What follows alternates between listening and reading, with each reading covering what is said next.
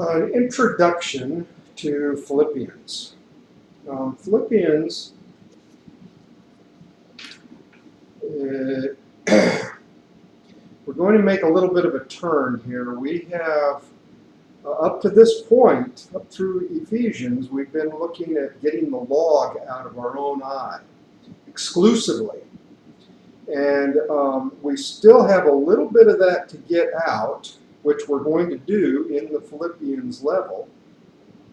By the time we finish Philippians, we should be at complete righteousness before we go on to Colossians. So, but there is a little bit that we need to work on yet. But if you still have habits and idolatries, addictions that you're struggling with, then you need to stay in the Ephesians level and deal with those. All of the things that we've learned up through the Ephesians level are designed to be what we need to get out of those things, with the exception of certain mental sins. Now, we have learned a lot of things about mental sins that is going to be helpful to us to get rid of mental sins. And so if you're having mental issues, then you need to make sure that you're doing all of the techniques and traditions that we have learned up through Ephesians. If there's any that you're missing, then that's what you need to concentrate on and get straightened out before you go into the Philippians level. If there are continued issues that you need to work on, because it's not a matter of learning how to do this stuff, it's a matter of learning how to do it and then doing it. So the techniques are used to attack various sin areas within our life. And we need to do that. We need to do that work. And pouring on the Word is the key to really effectively getting rid of all those sins. But you have to do them one at a time. You have to just work on them. And but review all of the traditions and the techniques that we've learned up to this point and verify that you are solid on each one of those and not missing any of them.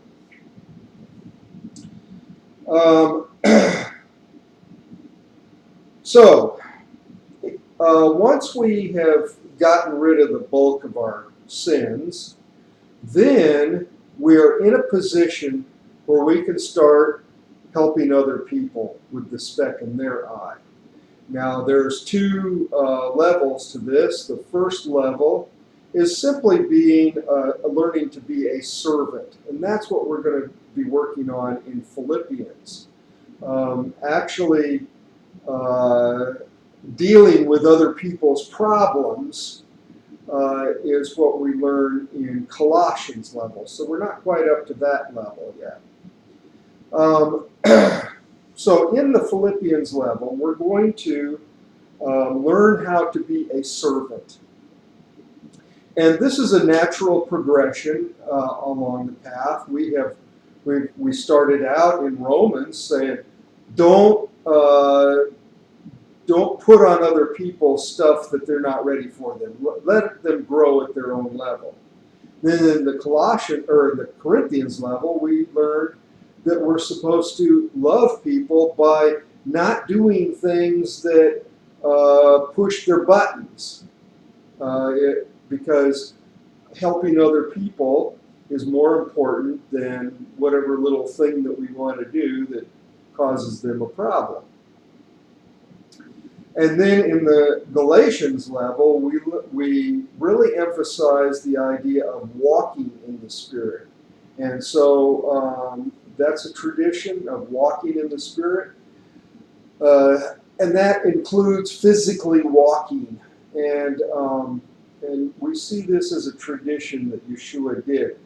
it is a way of evangelism eventually, but at the Galatians level, you're learning the gospel in order to be able to answer questions and so forth, but you're not really becoming an evangelist until the Thessalonians level, where you go out to get disciples, right? So, so what is this walking for? Well, it's developing prayer. In the Corinthians level, we work on prayer in the meeting. And so when you're sitting down and you're concentrating, can you do prayer? And this is talking about all of the 7 activities of prayer. But then in the Galatians level, we take that outside where we have a little bit of distraction. And the question there is, can you pray with some distractions? Because when you approach another person, you need to ask the Spirit, am I supposed to do something with this person?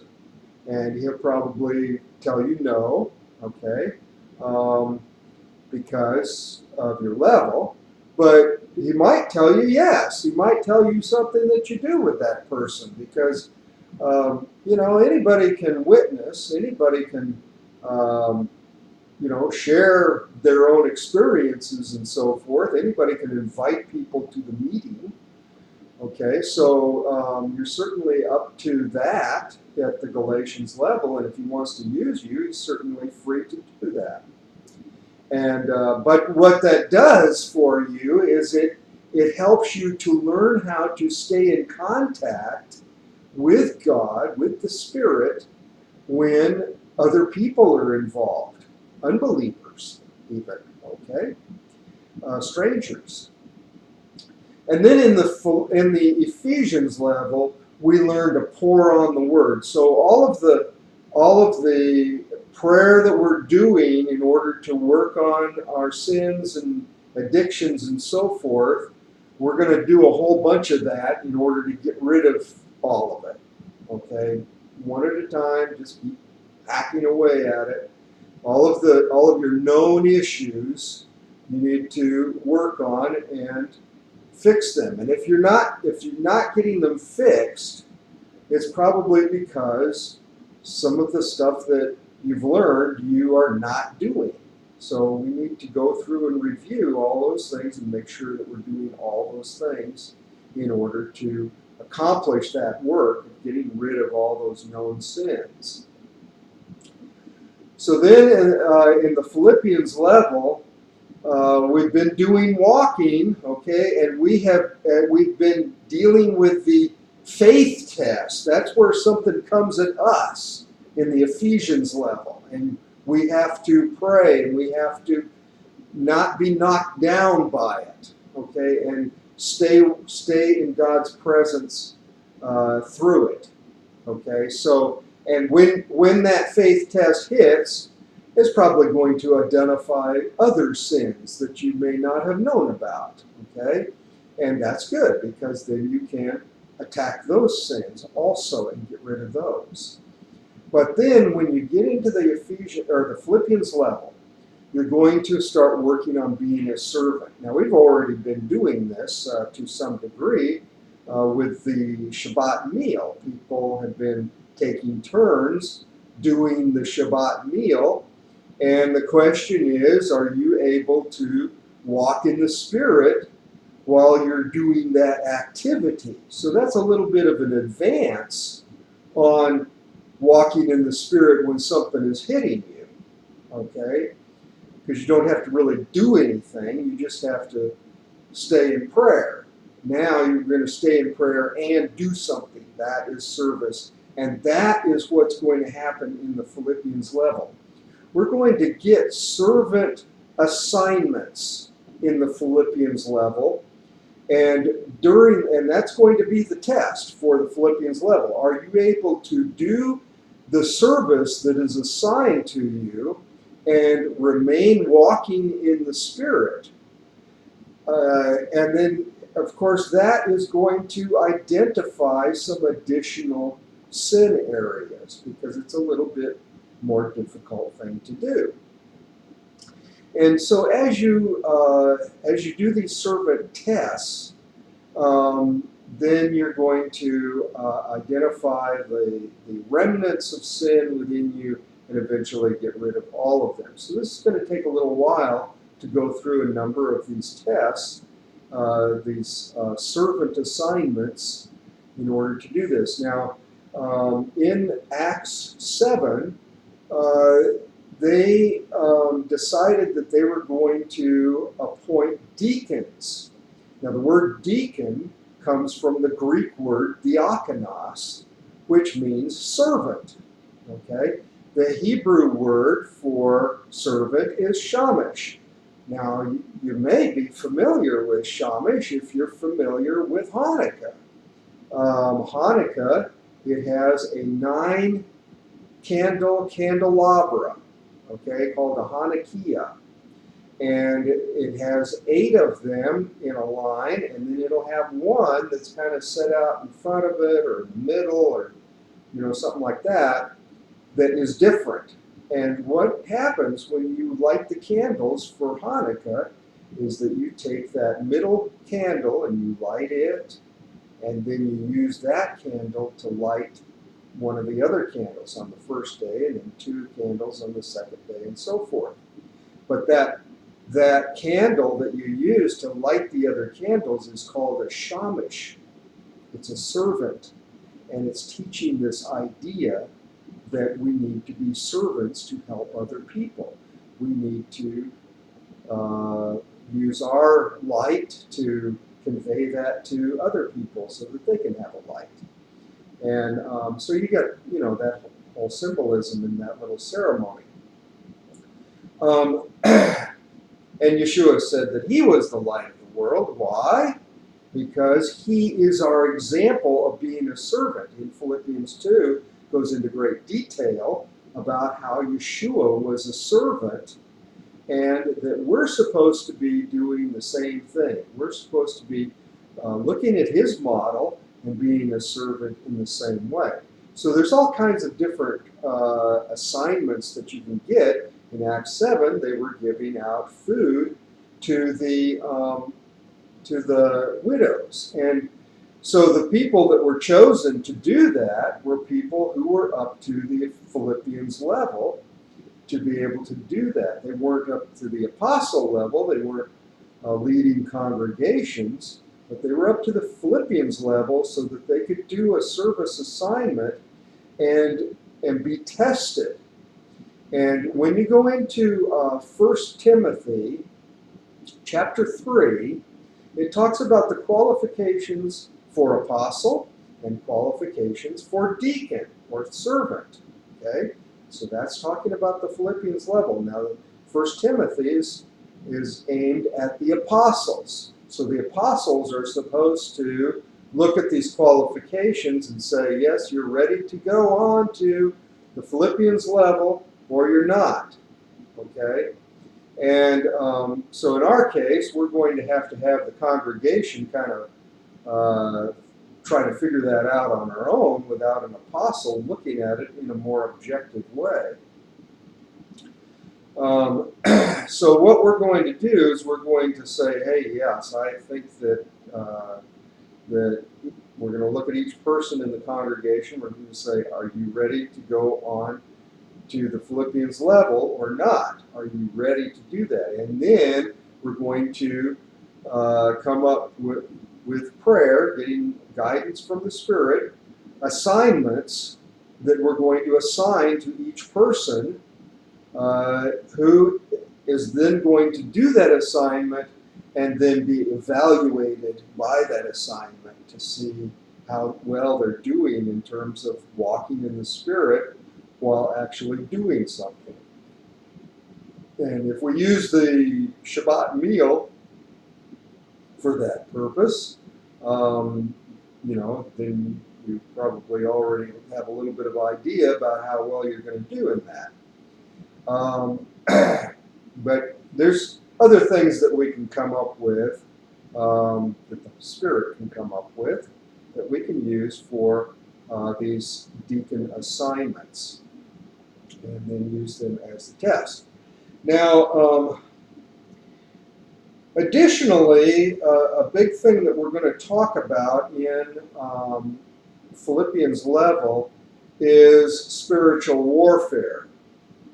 We have learned how to do defensive warfare. When you get hit by the faith test in the Ephesians level, you have to use defensive warfare in order to protect yourself when that happens, right?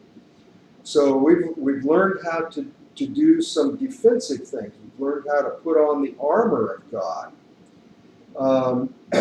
But now we're going to learn how to operate offensively. We're going to go out and do an assignment, and we're going to use offensive spiritual warfare in order to accomplish that mission. And so we're going to get into Genesis 14 and talk about spiritual tactics in detail.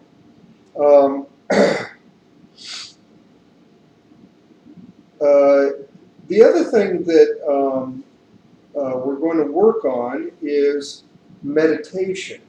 Now, we have been learning meditation from the beginning, and if you've been using that as a part of your prayer, then you should be fairly good at it. And in the Philippians level, we're going to have to really use meditation because we're going to use that for spiritual warfare. We're also going to use that for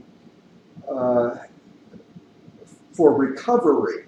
Okay, we are supposed to be in the presence of God most of the time, or all the time actually, but most of the time we're supposed to be just in His presence and not be out in the world. We go out into the world for raids, okay, and we're going to use spiritual warfare to do that raid, but then we're going to come back to our protected place. And if you think about it, you're not in contact with people out in the world very often during the week, okay? Add up the amount of hours that you spend with other people during the week, it's really not that much, usually. Even if you have a job, quite often you're not dealing with other people all the time during the job.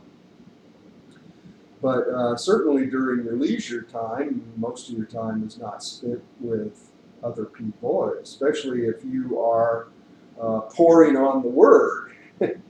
You know, if you're still out in the world, then not pouring on the Word, then you haven't graduated to the Ephesians level. So, so we're going to use that time when we're not doing a raid and be recovered, okay? Because when we do a raid, we're going to get attacked by the enemy, and when we get attacked by the enemy, we're going to have to recover from that, right? And by doing this advanced meditation, we'll be able to recover more quickly. We're also going to work on imprecatory prayer. Imprecatory prayer is where you are praying that bad things will happen to someone, okay? Now, this can be involved, this is heavily involved in spiritual warfare. So when you are attacking the enemy, which is primarily spiritual enemy, we're talking about bad thoughts, we're talking about demons, okay, those kind of spiritual enemies, what we're normally going to be attacking. On the other hand, that spiritual enemy is using people sometimes. And so sometimes we have to have the severe acts of God happen to other people. In Revelation, it talks about the apostles speaking fire out of their mouth and burning up their enemies. And I think that sometimes that's talking about evangelism, where you are converting your enemies. But at other times it's talking about physical things like we see in the book of Exodus, where things come down on people. Firstborn dies. All kinds of bad things happen to people who are the enemy. And we need to be flexible in our contact with God so that He can do whatever He wants to do in this world. And sometimes it's good things and sometimes it's bad things. And we need to be open to that.